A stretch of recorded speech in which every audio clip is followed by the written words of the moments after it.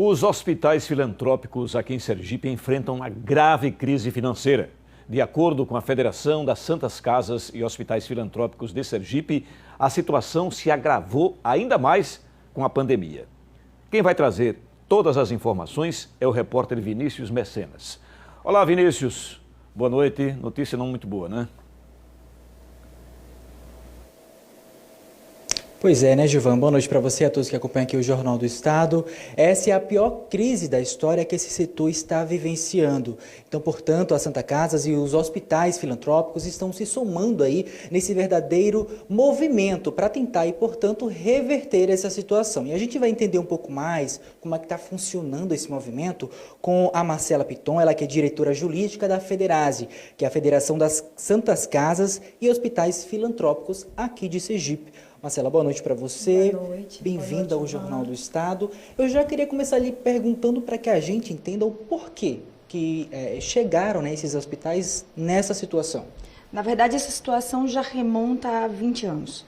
Nós representamos hoje, temos fundado aqui em Sergipe, historicamente há 2 anos quase, a Federação dos Hospitais Filantrópicos de Sergipe, a Federase, que tem representação nacional pela Confederação Nacional dos Hospitais Filantrópicos.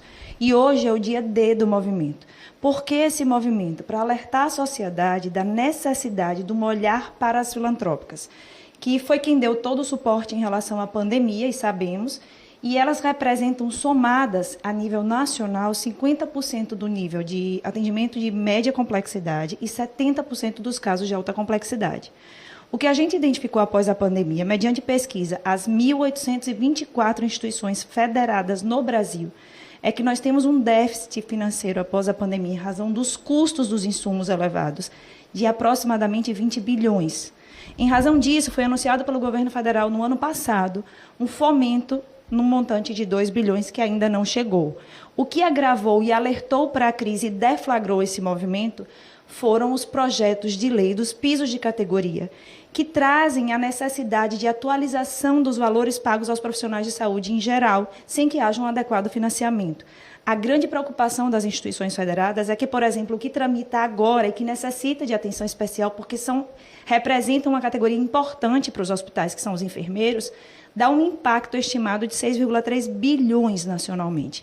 E a gente precisa buscar isso do poder público para que não enseje fechamento das instituições, que após a pandemia já foram, em média, 312 instituições filantrópicas fechadas, e isso representa necessariamente morte, porque a gente vai ter desassistência. Mas em relação a esses 2 bilhões de reais que foram disponibilizados, o porquê que ele não foi efetivado? Eles deram algum parecer? Não. O governo federal anunciou isso no ano passado em razão da pandemia. E é preciso que não misture para que não haja uma pauta invertida no sentido que esses 2 bilhões poderiam cofinanciar eventual atualização do piso de qualquer que seja a categoria.